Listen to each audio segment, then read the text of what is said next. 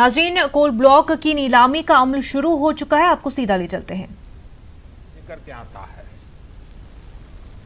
Bharat corona से लड़ेगा भी और आगे जीतेगा भी, आगे बढ़ेगा भी। भारत इस बड़ी आपदा को आपदा समझ करके रोते बैठने के पक्ष का नहीं है।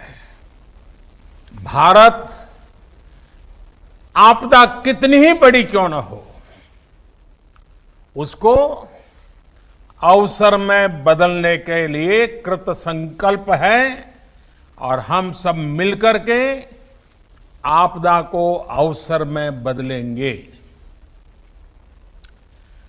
कोरोना के इस संकट ने भारत को आत्मनिर्भर भारत, सेल्फ रिलायंट होने का सबक भी दिया है। आत्मनिर्भर भारत यानी भारत इंपोर्ट पर अपनी निर्भरता कम करेगा। आत्मनिर्भर भारत यानी भारत इंपोर्ट पर खर्च होने वाली लाखों करोड़ों रुपयों की विदेशी मुद्रा बचाएगा और देश के गरीबों के कल्याण के लिए काम में लाएगा। आत्मनिर्भर भारत यानी भारत को इंपोर्ट न करना पड़े, इसके लिए वो अपने ही देश में साधन और संसाधन विकसित करने की दिशा में लगातार प्रयास करेगा, आगे बढ़ेगा। आत्मनिर्भर भारत यानी जिसे आज हम इंपोर्ट करते हैं, कल को, और ये बात मैं बहुत जिम्मेवारी के साथ आप सबके पर भरोसा होने के लिए कह रहा हूं, ये आप पर मेरा जो भरोसा है उसके लिए मैं कह रहा हूं कि आज हम जो इंपोर्ट करते हैं, कल को उसी के सबसे बड़े एक्सपोर्टर बनेंगे। साथियों, इस लक्ष्य को प्राप्त करने के लिए यह बहुत आवश्यक है कि हम एक एक सेक्टर को पकड़कर, एक एक प्रोडक्ट को पकड़कर, एक एक सर्विस का ध्यान करते हुए होलिस्टिक तरीके से काम करें। एक एक क्षेत्र को चुन करके उस क्षेत्र में भारत को आत्मनिर्भर बनाएं। आज का ये इवेंट इसी सोच को साकार करने की दिशा में एक महत्वपूर्ण इनिशिएटिव है, एक मजबूत कदम है। आज एनर्जी सेक्टर में भारत को आत्मनिर्भर बनाने के लिए, सेल्फ रिलायंट बनाने के लिए एक बहुत बड़ा कदम उठाया जा रहा है। ये कार्यक्रम सिर्फ कोल माइनिंग से जुड़े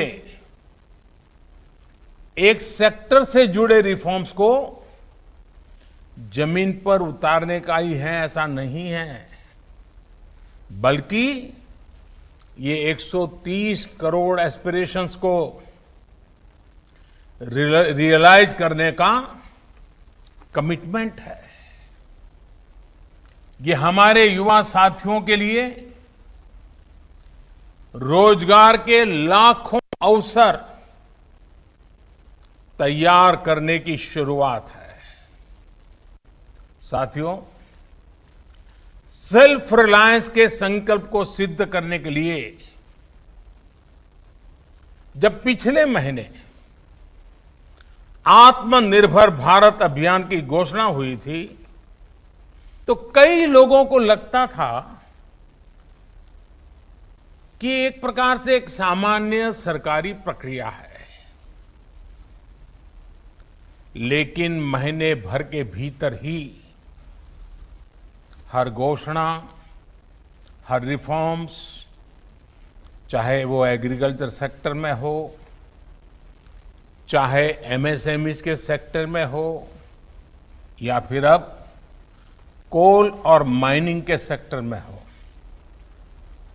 हर क्षेत्र में एक साथ अनेक प्रकार के कदम उठाए जा रहे हैं, निर्णय किए जा रहे हैं और निर्णयों को तेजी से जमीन पर उतारने के लिए हर कोई कोशिश कर रहा है। ये दिखाता है कि भारत इस क्राइसिस को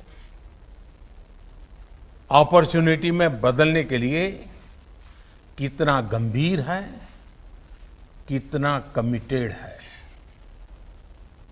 आज हम सिर्फ कॉमर्शियल कोल माइनिंग के लिए ऑक्शन ही लॉन्च नहीं कर रहे हैं, बल्कि कोल सेक्टर को दशकों के लॉकडाउन से भी बाहर निकाल रहे हैं। कोल सेक्टर के लॉकडाउन का क्या प्रभाव रहा है, ये मुझसे भी ज्यादा आप सब लोग बेहतर तरीके से जानते हैं। सोचिए, जो देश कोल रिजर्व के हिसाब से दुनिया का चौथा सबसे बड़ा देश हो, जो दुनिया का दूसरा सबसे बड़ा प्रोड्यूसर हो, वो देश कोल का एक्सपोर्ट नहीं कर रहा है, बल्कि हमारा देश